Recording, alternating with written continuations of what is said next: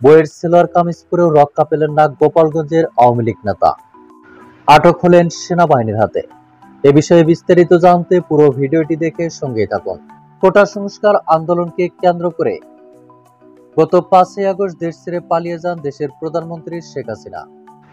এর কয়েকদিন পরেই সেনাবাহিনীর প্রধান ওয়াকারুজ্জামানের মাধ্যমে দেশে আবারও অন্তর্বর্তীকালীন সরকার গঠন করা হয়। এর কয়েকদিন পরেই গোপালগঞ্জে আওয়ামী লীগের নেতাকর্মীরা বিক্ষোভ মিছিল শুরু করেন। জানা গেছে, প্রধানমন্ত্রী শেখ হাসিনাকে দেশে ফিরে আনার দাবিতে গোপালগঞ্জে বিক্ষোভ মিছিল করেন আওয়ামী লীগের নেতাকর্মীরা, যার ফলে গোপালগঞ্জের পরিস্থিতি বেসামাল হয়ে পড়ে।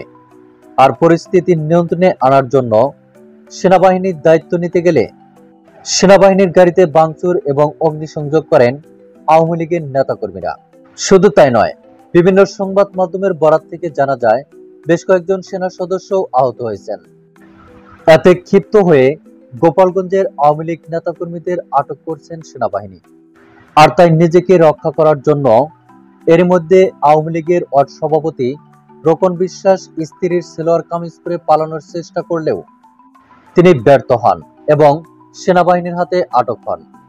আর এমন একটি স্থিরচিত্র ইতিমধ্যে সোশ্যাল মিডিয়ায় ভাইরাল হয়েছে। তো প্রিয় দর্শক, বইয়ের সেলোয়ার কামিজ পরে সেনাবাহিনীর কাছে আটক হওয়া রোকন বিশ্বাসকে নিয়ে আপনার কি মন্তব্য, তা আপনার ধারণা মোতাবেক কমেন্ট করে জানিয়ে দিন নিচের কমেন্ট বক্সে।